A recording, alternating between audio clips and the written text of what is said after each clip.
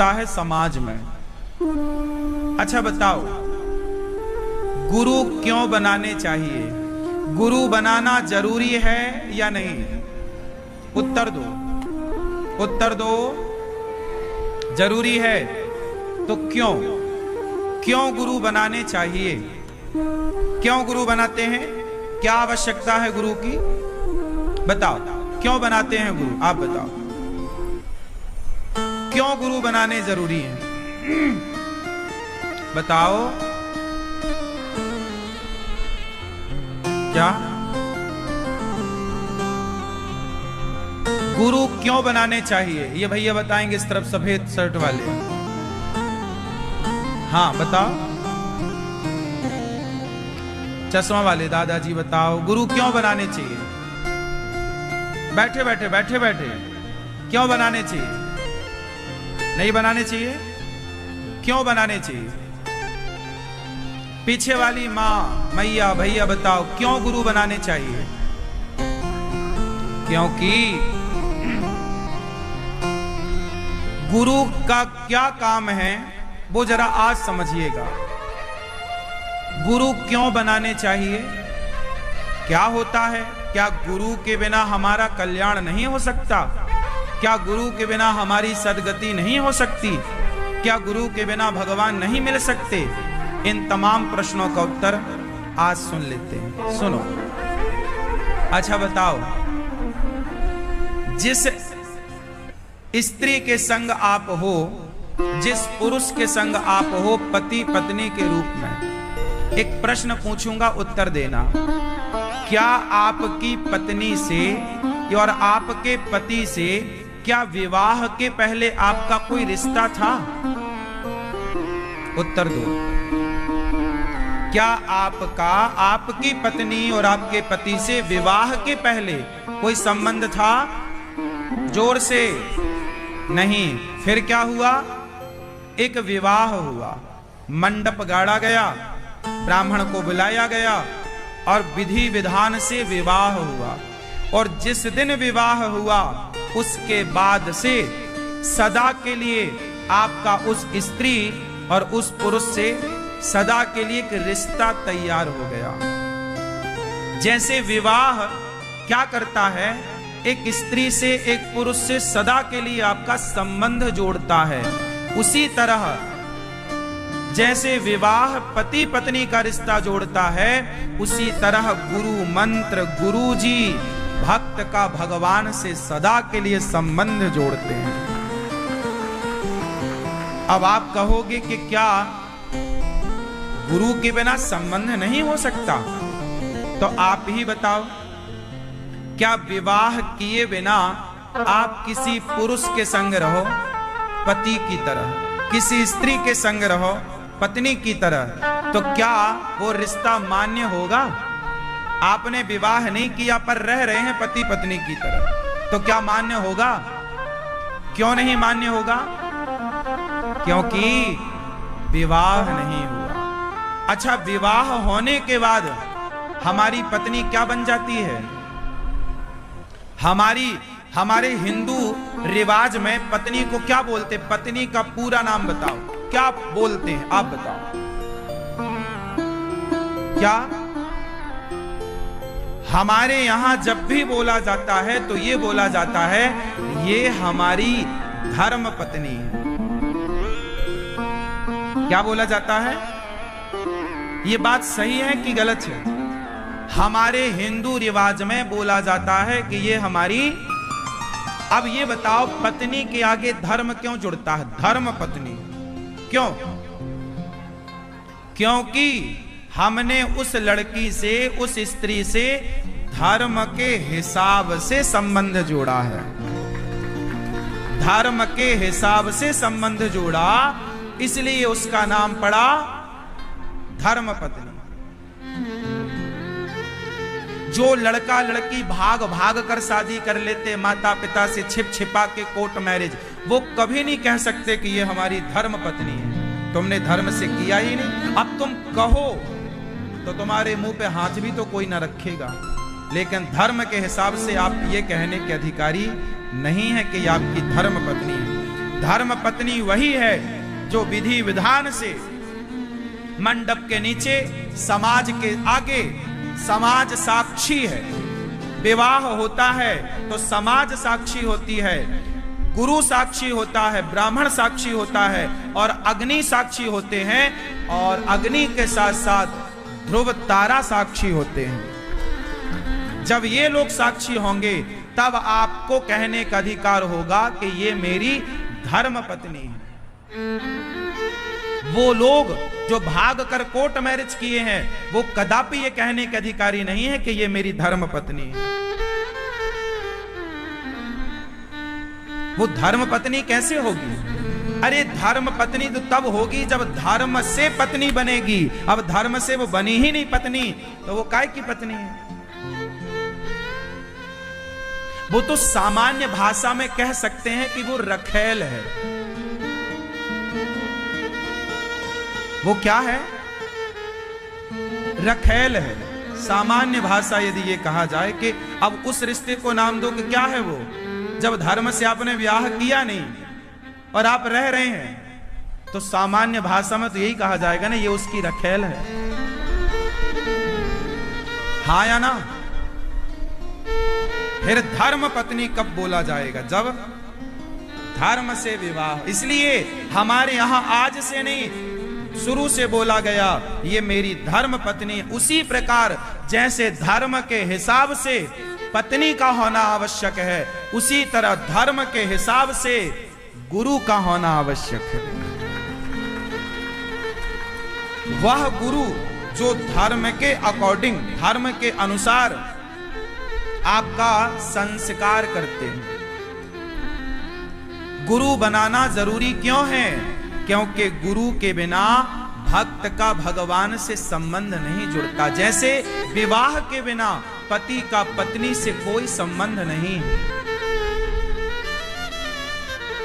उसी तरह भगवान का भक्त से संबंध तब जुड़ता है जब बीच में हनुमान जी ने, जब सुग्रीव का राम से संबंध जुड़ा, मित्रता जुड़ी, तो बीच में कौन था?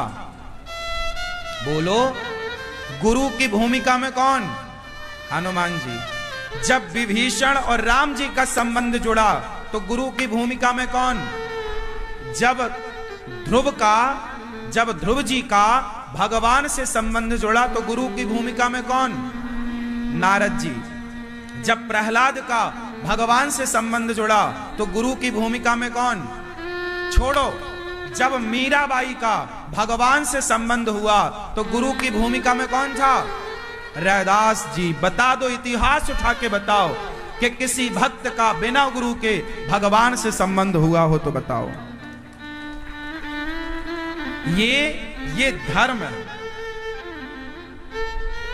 धर्म के हिसाब से चलोगे तो गुरु की जरूरत है, और धर्म के हिसाब से नहीं चलना तो फिर आपको जो अच्छा लगे। भाई धर्म पत्नी चाहिए। तो नामदेव जी एक दिन रोटी बना रहे थे द्वार के बाहर आंगन में, घी की कटोरी लेने गए अंदर, तब तक बाहर कुत्ता आया और बनाई रोटी सारी मुंह में दबा के भागा कुत्ता। तो नामदेव जी पीछे दौड़ गए। अरे भैया रुको, लोग कह रहे हैं कुत्ते के पीछे क्यों कटोरी घी की लेके दौड़ रहे हो? नामदेव जी बोले, हे विठ्ठल, सूखी रोटी क्यों खाते हो? आपका दिया घी है, घी चुपड़ के खाओ। लोग बोले वो कुत्ता है। नामदेव जी बोले, तुम्हें कुत्ता दिख रहा है, हमें तो कुत्ते में भी अपने विठ्ठल नाथ जी का दर्शन हो रहा है। जब ये कहा तो वहां संतों की मंडली आई और फिर ज्ञानेश्वरी ने कहा, अब नामदेव पक गया है। अब नामदेव, जो व्यक्ति भगवान को सिर्फ मंदिर में देखता है वो कच्चा है, और जो भगवान को अपने माता में, पिता में, कण कण में देखता है वो पका हुआ है। और कण कण में ईश्वर को देखने का दृष्टिकोण, दृष्टि बिना गुरु के मिल ही नहीं सकती। इसलिए गुरु बनाना आवश्यक है। मंत्र जो आपको प्राप्त होता है, मंत्र ही ईश्वर है। मंत्र ही भगवान है। इसलिए मंत्र गुरु के बिना नहीं मिलता। जैसे सिंदूर स्त्रियों को पति के बिना नहीं मिलता, ऐसे तो 2 रुपया का सिंदूर लड़की जाए खरीदे और अपनी मांग भर ले, उस सिंदूर से कोई मतलब नहीं है जब तक वो पति के द्वारा ना प्राप्त हो। जैसे सिंदूर पति के द्वारा दिया जाए तो मान्य होगा, उसी तरह मंत्र गुरु के द्वारा दिया जाएगा तो मान्य होगा, तब वो फलीभूत होगा। इसलिए गुरु बिन भव निधि, रामचरितमानस में लिखा है कि गुरु बिन भव निधि तरह न कोई, जो विरंचि शंकर सम होई। शंकर जी भी हो, राम ही क्यों ना हो, कृष्ण ही क्यों ना हो, इनको भी इस संसार में आए तो गुरु बनाना पड़ा। गुरु के बिना दृष्टि नहीं है। कौन सी दृष्टि? सब में ईश्वर को देखने का नजरिया। कहां से, किस बाजार से खरीदोगे? हाँ, सब में भगवान।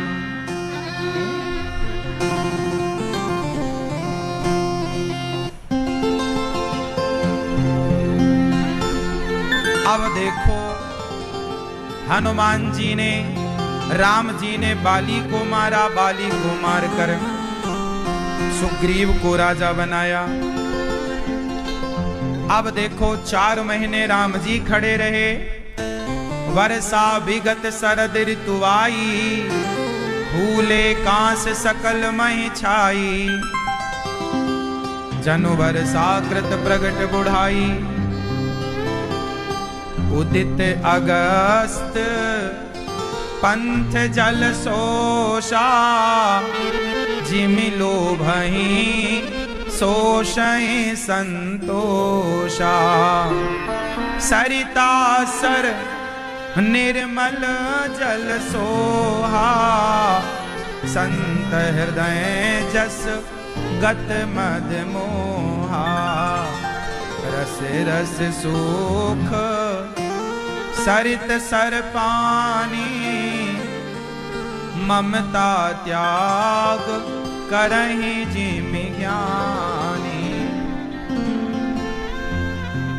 लक्ष्मण जी को राम जी उपदेश कर रहे हैं और सब उपदेश करके कहते हैं कि लगता है सुग्रीव हमारी खबर भूल गया। लक्ष्मण जी बोले तो आप कहो तो जाएं।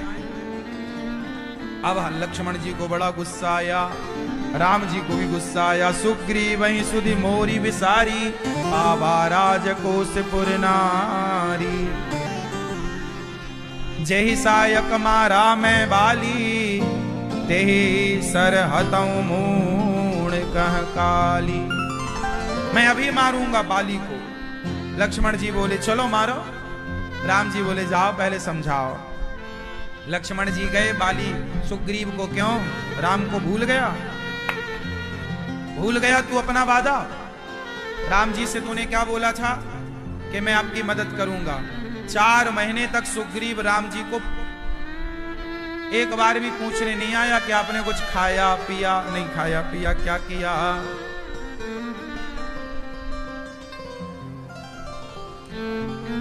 अब भगवान राम के कहने से लक्ष्मण जी गए। सुग्रीव ने क्षमा मांगी और आया। और अब राम जी की मदद के लिए सुग्रीव अपनी सेना की 4 टुकड़ियां तैयार करते हैं। एक टुकड़ी पूर्व दिशा, एक उत्तर दिशा, एक पश्चिम दिशा की ओर भेजा। और हनुमान जी, जामवंत जी, अंगद, ऐसे सबको दक्षिण दिशा की ओर। हनुमान जी ने राम को प्रणाम किया। सीता मां की खोज में हनुमान जी चले तो राम जी ने अंगूठी प्रदान की। परसासीस सरोरोह पानी, कर मुद्रिका दीन्हि जन जानी। हनुमान जी को अपनी मुद्रिका राम जी ने दी। और मुद्रिका लेकर के जब हनुमान जी चले, अब हनुमान जी कहां जा रहे हैं? तुमसे हो जाएगा या तुमसे ना हो पाएगा, क्या कहें बड़े। बोलो, तुमसे हो जाएगा कि ना हो पाएगा?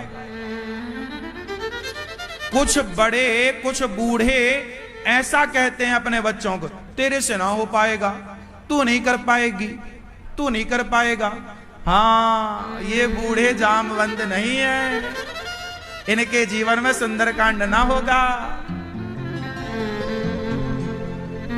जहां बड़े बूढ़े ये कहें कि तेरे से ना हो पाएगा, वहां क्या होगा? बच्चा कमजोर हो जाएगा। इसलिए बच्चों को सदा ये कहो, बेटा तू सब कुछ कर लेगा, तू कर तो सही। आप बिल्कुल सकारात्मक माहौल बनाओ घर का, तू कर लेगा, कर कर। तुम कहां चले? लो,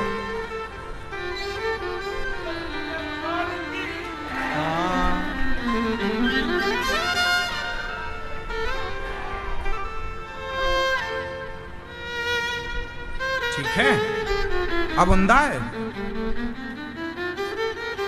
चलो, हनुमान जी से जामवंत जी कह रहे हैं हो जाएगा, और कौन कह रहा कि नहीं हो पाएगा? आजकल आप अपने बच्चों को क्या कहते हैं? तू नहीं कर पाएगा। मैं भी जब अपने लक्ष्य में आगे बढ़ा तो मुझे भी बहुत लोगों ने कहा आप ना कर पाओगे, तुमसे ना हो पाएगा। लेकिन मैंने उन लोगों की एक बात ना सुनी और मैं अपने लक्ष्य की ओर बढ़ता गया, बढ़ता गया। मुझे विश्वास था अपने भगवान पर कि होगा जरूर। जामवंत जैसा बूढ़ा हो और हनुमान जी जैसा जवान हो तो फिर सुंदरकांड ही सुंदरकांड। बूढ़े कैसे हो? आजकल के बूढ़े भी तो अपनी भूमिका ठीक से नहीं निभा रहे हैं।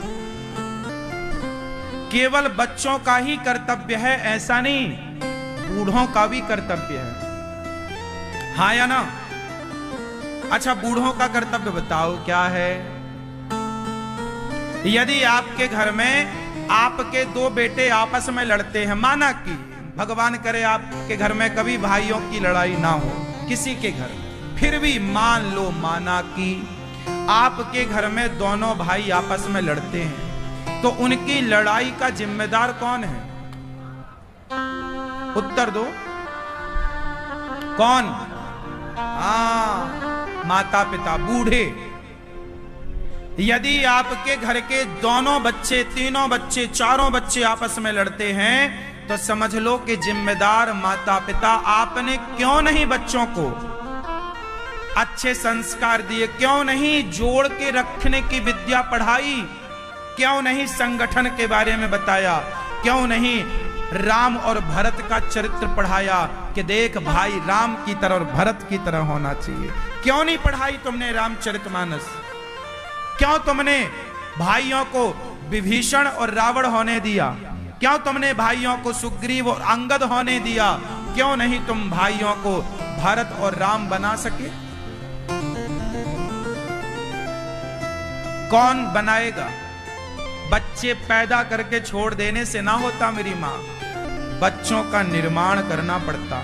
कुम्हार माटी से घड़ा बनाता है, ठोक ठोक के उसको सही आकार देता है। आपने अपने बच्चों को सही आकार, मीन्स सही संस्कार देने के टाइम कहां थे? तब तुम्हें गोलगप्पे खाना था, खाओ खाओ। बच्चों पे ध्यान दिया नहीं, बाजार में घूमने फिरने में ज्यादा ध्यान दिया। अब तो रोना ही पड़ेगा, रो, समय से जागो। अच्छा ये बताओ, बहुएं आपस में लड़े, देवरानी जेठानी, तो किसकी गलती है? सच्ची बताओ। महाभारत का युद्ध हुआ, किसकी गलती से हुआ? धृतराष्ट्र की। बड़े पितामह धृतराष्ट्र, ये सब बड़े लोग बैठे हैं। जब बड़े थे तो सवाल बनता है कि जब धृतराष्ट्र थे, पितामह थे, तो द्रौपदी के कपड़े क्यों उतारे गए? क्यों उतारे गए द्रौपदी के कपड़े? जब द्रौपदी के कपड़े उतारे जा रहे थे तब कहां थे ये लोग? और जब उस समय नहीं बोले तो महाभारत का बीज तो बोया जाएगा।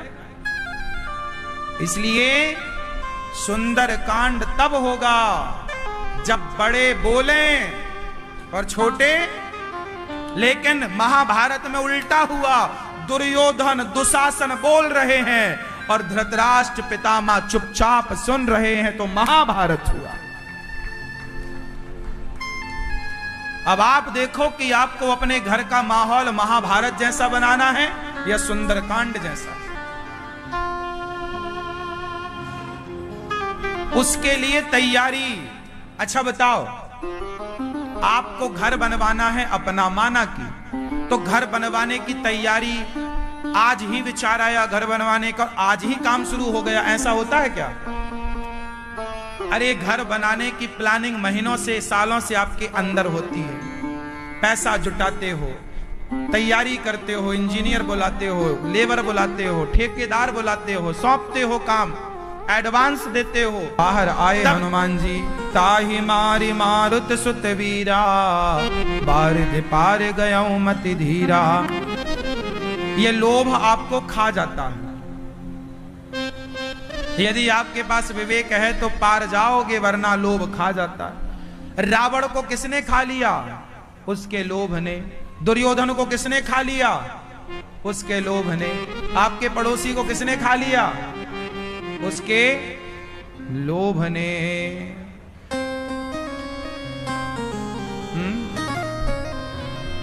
लोभ। अब हनुमान जी समुद्र को पार कर गए, गिरी पर चढ़ी लंका ते ही देखी। एक पहाड़ पर चढ़कर हनुमान जी लंका को देख रहे हैं, कैसे जाएं? तो कैसे देखा? लंका कैसी थी? दे पाता ना आपको, बढ़िया खाने को बोल पाता है, फिर आप मुंह फुला लेते हो। हम तो गए थे, हमें पूछा तक नहीं। बेवजह का आप मुंह फुलाए बैठे हैं। अरे भाई, उसने कोई जानकर थोड़ी आपको इग्नोर किया है। व्यस्तता हजार होती है शादियों में, बाप की नहीं ध्यान दिया होगा, आप बातों में मुंह फुलाए। इसलिए किसी के घर जाओ तो बड़ा बनकर नहीं, छोटे भैया आप ही जाके मिलो। भैया कैसे हैं? ठीक है, बधाई हो, आपकी बेटी का ब्याह है, आपके बेटे का। आप ही मिल लो, आप ही उसे ढूंढ लो। आप ये चाहते हैं वो हमें ढूंढे, वो हमें ले जाए, खवाए, ये खाओ, ये खाओ।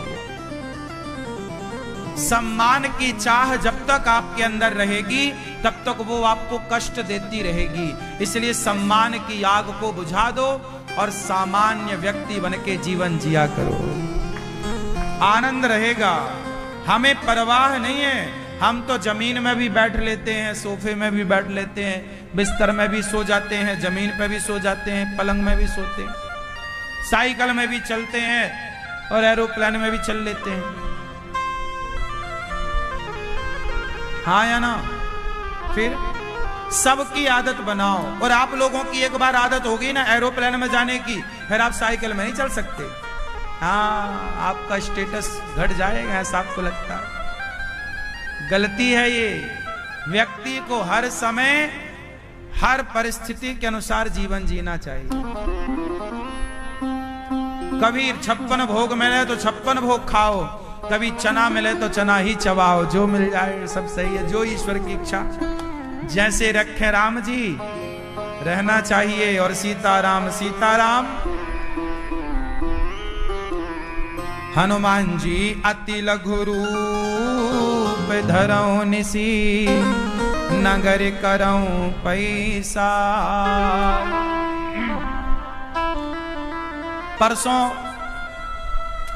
एक मैया, मैं अन्य क्षेत्र ऊपर बांट रहा था, गया देखने की व्यवस्थाएं ठीक हैं, अभी वहां से यहां शिफ्ट हुई है ना, तो थोड़ी व्यवस्थाएं अव्यवस्थाएं हो सकती हैं, क्योंकि नई जगह में जमाने में टाइम लगता है।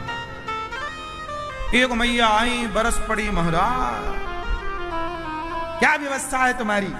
देखो सब धक्का मार रहे हैं हमें। मैं हाथ जोड़े खड़ा रहा, मैया आपका नंबर आ गया, थाली ले लो रोटी। वो मैया जब तक वहां मैं दिखता रहा वो डांटती ही रही।